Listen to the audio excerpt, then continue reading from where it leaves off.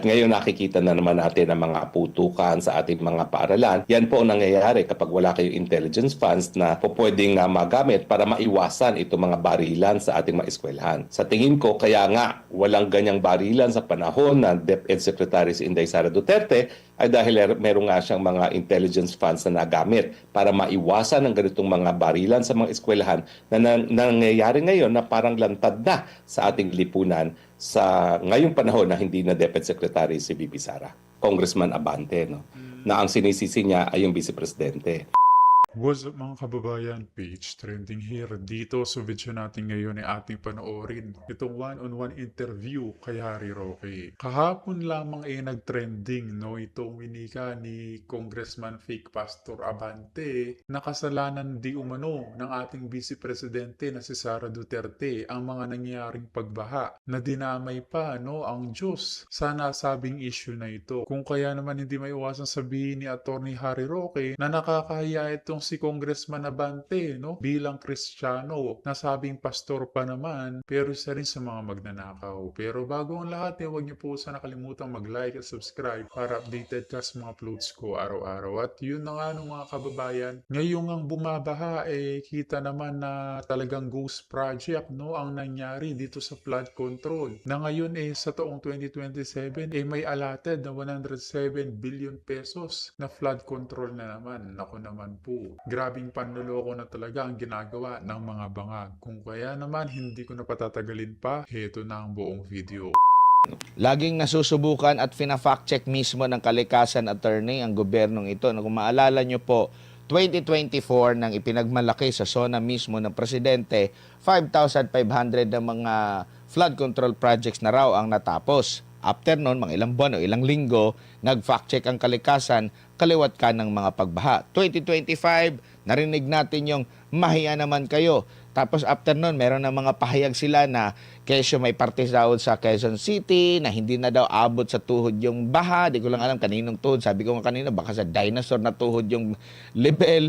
Pero ganun pa rin, nag-fact check ang kalikasan sa mga pinagmamalaki. Ganun pa rin, pinagmalaki ng DPWH na maganda ang teknolohiyang ginamit sa rehabilitasyon sa EDSA. Tapos, ang dami na pong lubak ulit at sinisi pa yung ulan dahil kalaban daw ng aspalto yung ulan.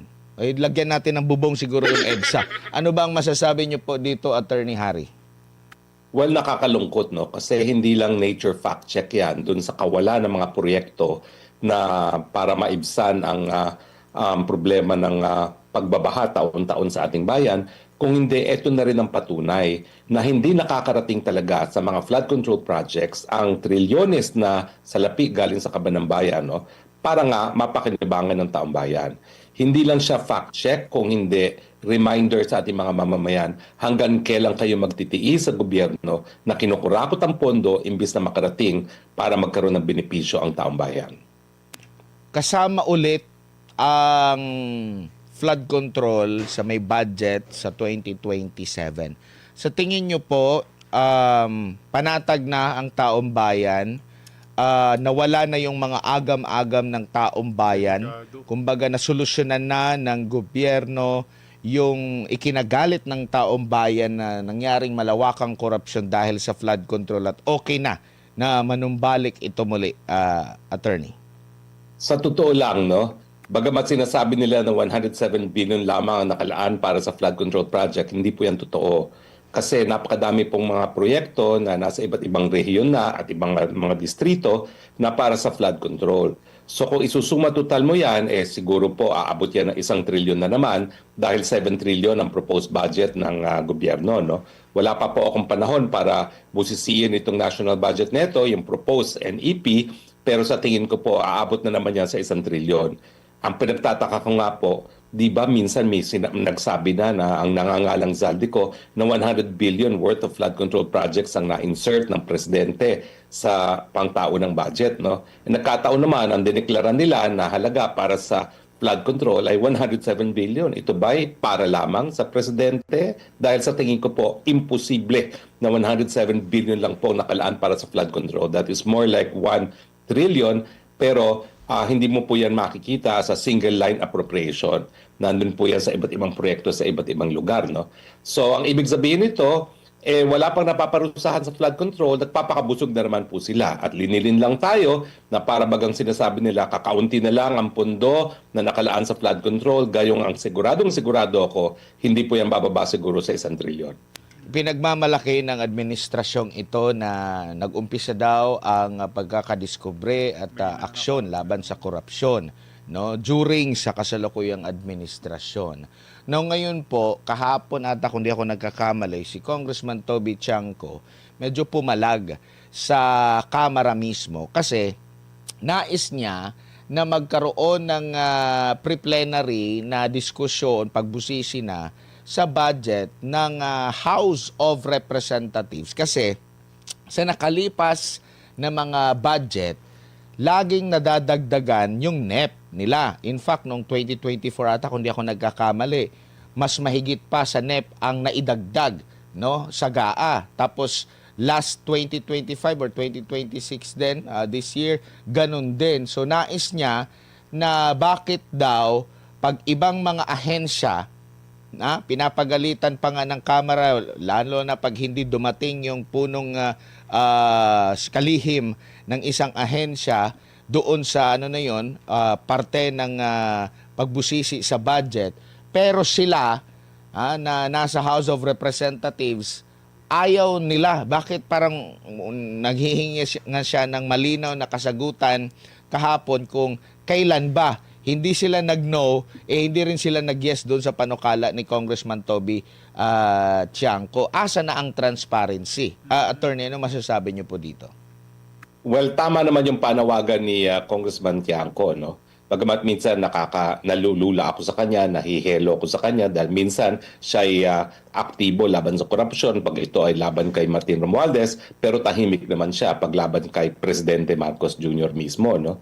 Pero gayunpaman, yung kanyang suhestyon ay isang pamamaraan para mabantayan ang House of Representatives sa pagtalakay ng sarili nilang budget. Taon-taon mula na naging speaker itong Martin Romualdez, ang nangyayari, nadodoble, natitriple na minsan ng isang taon, 4 na beses pang mas mataas kaysa dun sa budget na ibinibigay ng ehekutibo sa NEP sa House of Representatives. No? So ngayon, sususugan ko yung panawagan ni Congressman Chanco at ang dapat nating bantayan is gaano na naman ang idadagdag ng Kamara de Representante para sa kanilang mga sarili.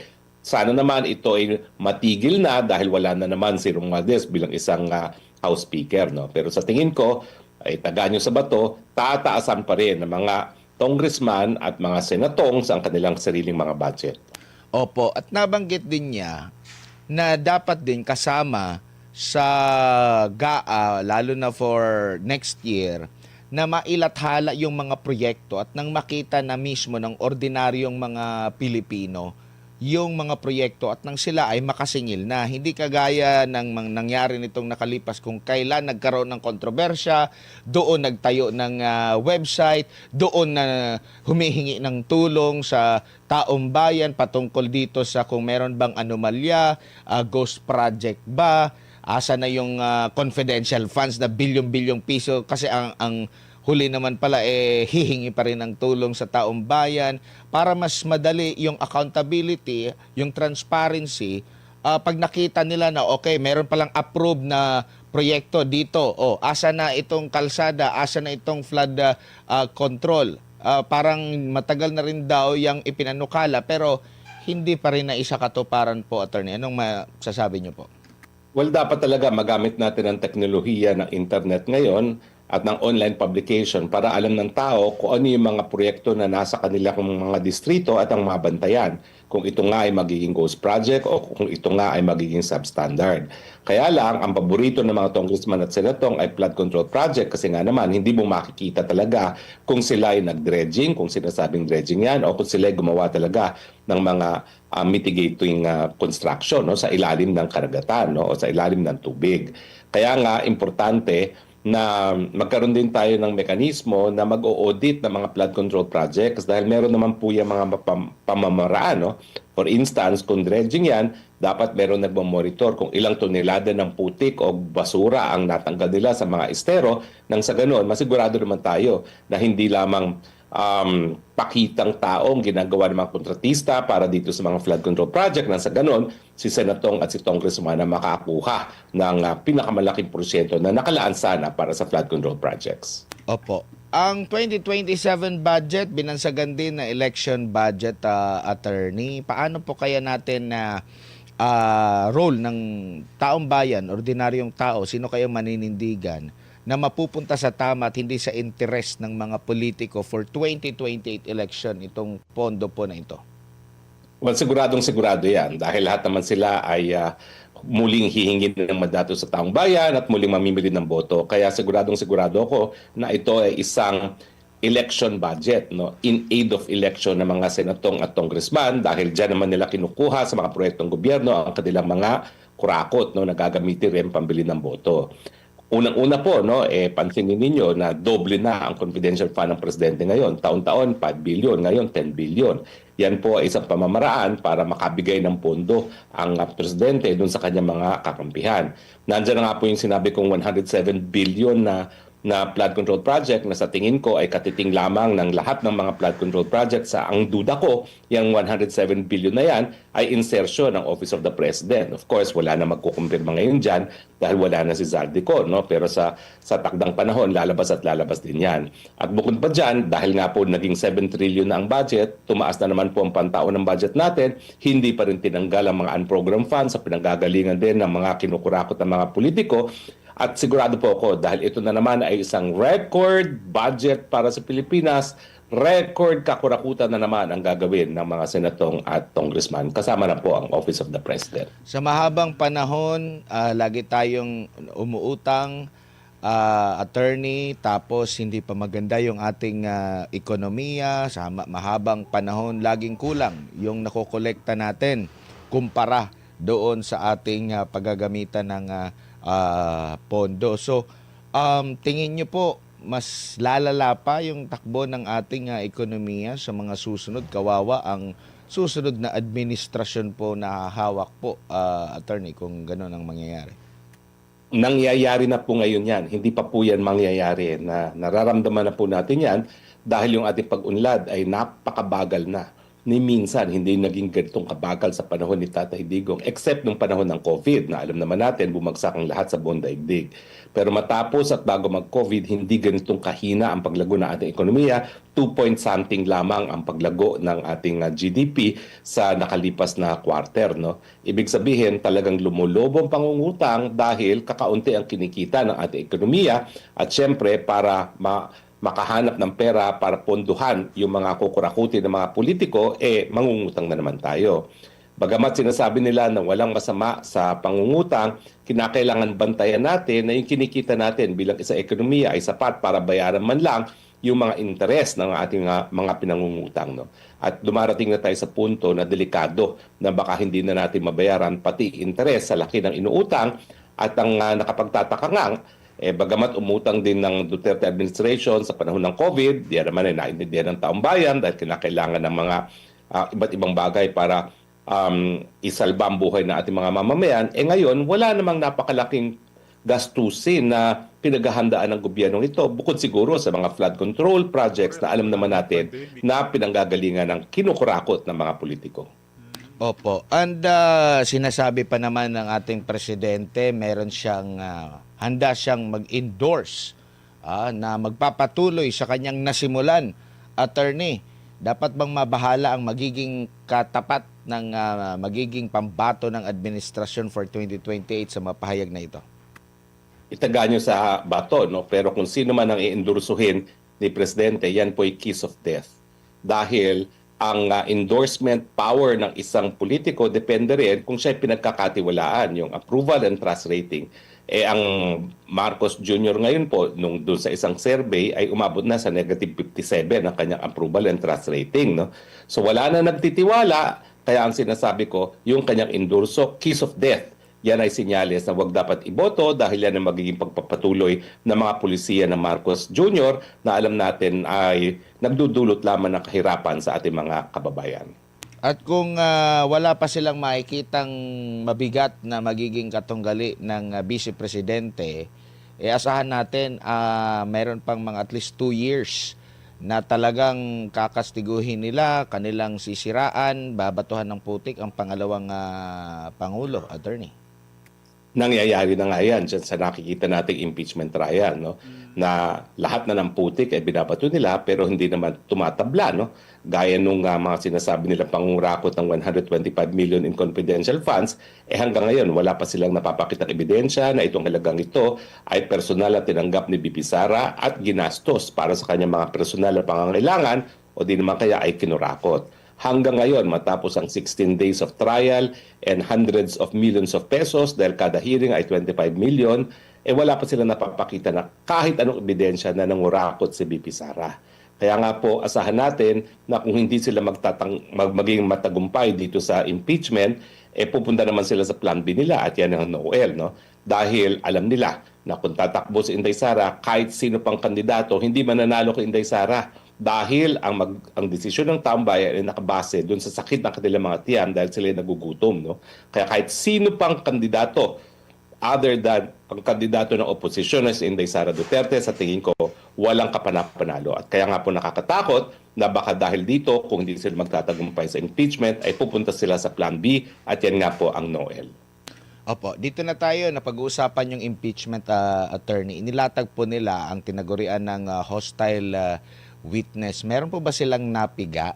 Naging malinaw po ba doon na meron nang naibulsa ang Vice Presidente mula sa pera ng taong bayan ang prosekusyon?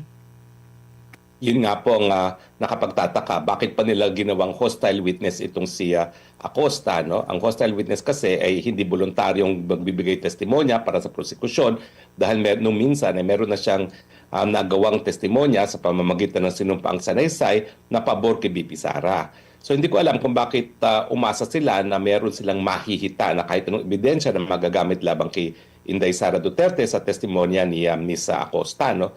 So far, ang sinabi lang niya, talagang release niya ang 125 million doon kay Colonel Chica dahil siya ang chief security ng OVP at dahil ito naman ay confidential fund, syempre, ang dapat na mag-receive niyan at humandle ng confidential fund ay yung may kinalaman sa seguridad. No? At yan nga po yung sila Chica. No? Beyond that, wala na po silang napatunayan. No? Hindi nila napatunayan no, ang pera ay nagpunta kay BP Sara dahil ang testimonya ay binigay ito kila Chica, una-una. At mas importante, wala silang napatunayan kahit anong ebidensya na nagpapakita na kinurakot ni BP Sara yung 125 million. No?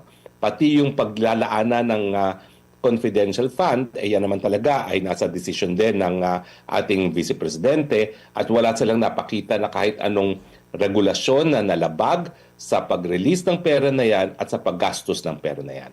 Kini-question po nila yung pag-release ng pera mula sa disbursing officer doon po sa security officer na hindi daw po saklaw ng trabaho. Tingnan niyo po, obligado si disbursing officer na umakyat ng bundok, harapin kung sino man yung bibigyan ng kung saan sila bibili ng impormasyon, magbibigay ng reward. Kailangan ba talaga na si disbursing officer yung mag-i-implement niyan? Which is nabanggit din niya kahapon na hindi siya dapat yung mga pumunta dito sa mga lugar na ito at wala siyang kakayanan at kaya binigay niya sa security officer.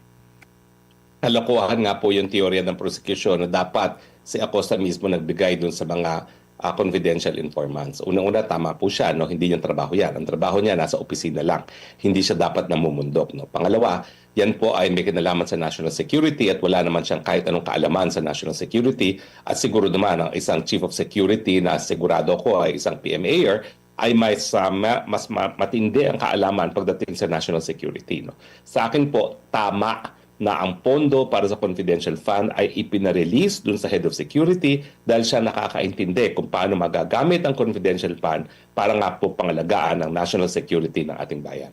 Matatawag mo ba na parte ng trabaho ng disbursing officer yung pag-disburse ng pera papunta dun sa security officer na siyang mag-i-implement nung paggagamitan ng confidential funds pero hihingan pa rin siya ng liquidation at ibibigay sa disbursing officer?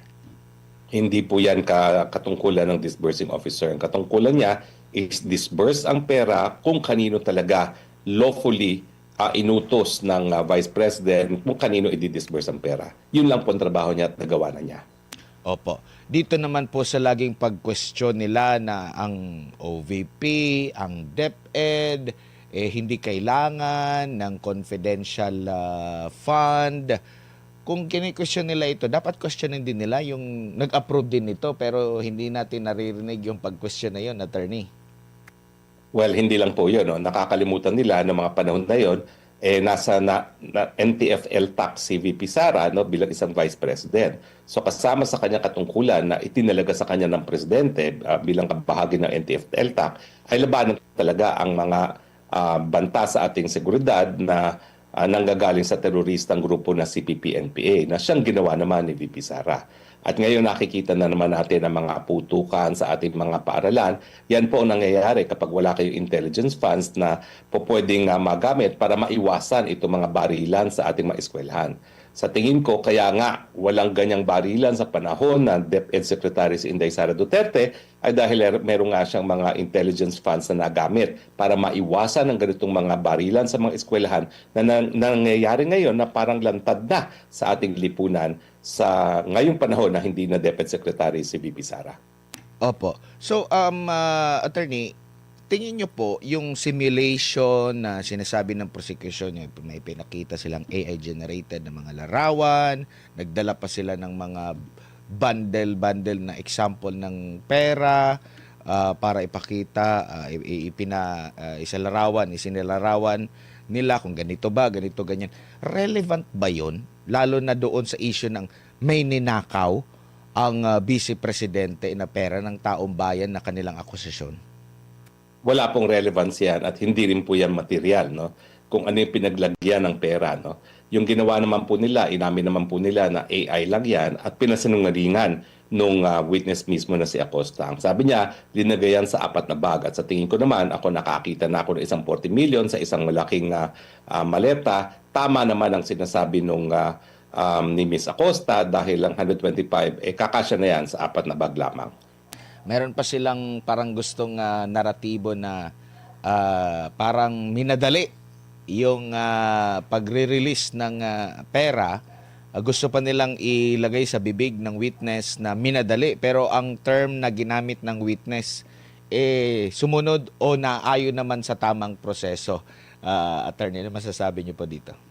Well, I think nagsalita rin dyan yung presiding officer na yung pag-disburse ng halagang ito ay sang-ayon naman sa mga existing guidelines. No? So walang nalabag sa pag-release ng ganitong halaga dahil yan naman pa ay duly authorized para ma-disburse. No?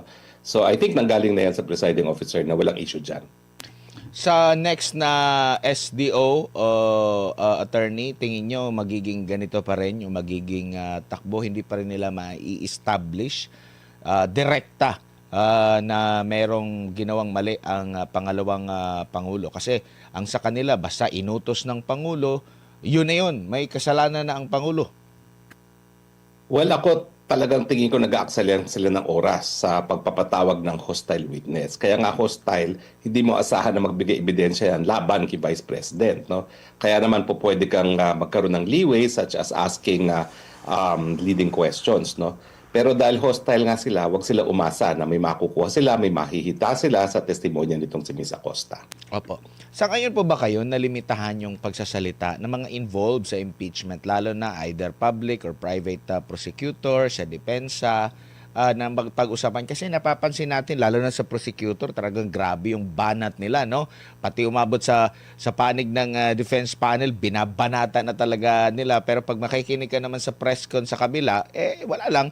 Ginagalang yung mga sinasabi, ganun lang yung mga pahayag ng depensa, which is na question din ito, no, sa impeachment court na iwasan yung mga ganito, lalo na sa social media. Ano po masasabi niyo po dito, attorney? Well, ang importante dito sa paglilitis na ito ay desisyon ng mga senador dahil sila ang mga hurado. At sa tingin ko dahil ang impeachment ay halong politika at legal, no? Nakikita na natin ngayon na on the basis of majority-minority, makikita na natin ang resulta ng paglilitis na ito. No? So sa akin, yung mga sinasabi ng kaparehong panig, hindi na yan makakaapekto sa paninindigan ng mga senador, which unfortunately sa tingin ko ngayon pa lang, ay meron na silang mga kanya-kanyang mga paninindigan. Ang issue na lang is dahil 13 lang ang majority, may masusungkit pa ba silang tatlo galing sa hanay ng minorya, no? Dahil kung wala silang 16, hindi pa rin sila makakakonvict. Pero let us not deceive ourselves. Yung 13 ang sa majority, sigurado po ako dyan, miski wala ng hearing, boboto yan para i-convict si Inday Sara Duterte. Kahit ano pang marinig nila sa social media, kahit ano pa ang mabasa nila sa mga periodiko at sa mga TV broadcast. Gayunpaman, sa akin, no, bilang naninindigan ako matagal na, no, sa malayang pananalita at malayang pamamahayag, ang taong bayan naman hindi mo na maloloko. Kahit anong mga drama ang ginagawa ng prosekusyon, kahit anong kasinungalingan, lalo pa lumalakas ngayon si BP Sara. Ngayong nakikita nila na walang ebidensya talaga laban kay BP Sara. So sige po, patuloy pa nilang lahat ng ginagawa nilang paninira dahil sa tingin ko itong mga paninirang ito ang dahilan kung bakit lalo pa lumalakas ngayon ang Inday Sara Duterte. Meron pong pahayag ang isang kongresista para pang ang sinisi si Vice President Sara sa mga pagbaha na nangyayari ngayon dito sa Luzon. At sinabi pa niya, dinamay pa niya ang Diyos na naghatol. Dapat na daw humarap sa impeachment court itong si VP Sara Duterte kaysa magpunta-punta daw ng ibang bansa. Tingin niyo po yung impeachment ngayon na umuusad, hindi yun pagharap ng pangalawang pangulo sa mga akusasyon laban sa kanya? Alam mo, sa tingin ko kahihiyan sa lahat ng mga Kristiyano, yung mga nabanggit na salita ni Congressman Abante, no? Na ang sinisisi niya ay yung Vice Presidente. Kung magtitignan mo yung Biblia, no, yung mga pinarusahan ng Panginoon ng mga dilubyo, yan ay dahil ang mga namumuno ay siyang mga nangungurakot at namumuhay ng hindi tamang pamumuhay. At ang alam natin ngayon, no, isa lang ang adik. Ang adik ay ang presidente mismo at pinatutahanan niya ng kanyang sariling kapatid na hindi mo naman yan mapupula kay Inday Sara Duterte. Sa tingin ko bilang isang Kristiyano, unang-una, mali yung pagsabi na ito'y parusa dahil kay Vice President Duterte.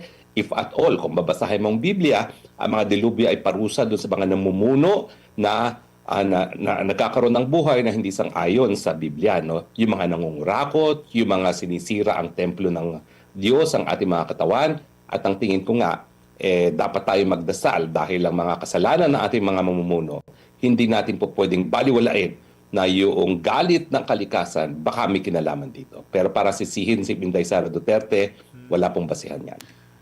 Para bang ginawa na nilang presidente ang vice president attorney na spare tire lang naman siya, pero yung alam nyo yung accountability na sobra-sobra naman na kung maka-account sila na hindi pa naman presidente ang pangalawang pangulo at napakabawas nga ng kanyang kapangyarihan sa gobyerno natin ngayon. Well, alam mo, in the first place, walang kinalaman naman ng kalikasan doon sa kapalpakan ng gobyerno na maibsan ang kahirapan ng taong bayan dahil sapat-sapat naman ang pondo nga ang linaan para dyan. Ang problema, nagkaroon ng pangungurakot of such a scale na hindi pa natin nakikita sa ating kasaysayan ng ating bansa at ito'y nangyari sa administrasyon ni Marcos Jr. So sa tingin ko po, ang dapat sisihin, Marcos Jr. dahil sila yung palpak, sila yung nangurakot ng flood control scam ng funds at yan ang dahilan kung bakit lumalangli tayo lahat ngayon sa tubig ba. Opo, sa confidential funds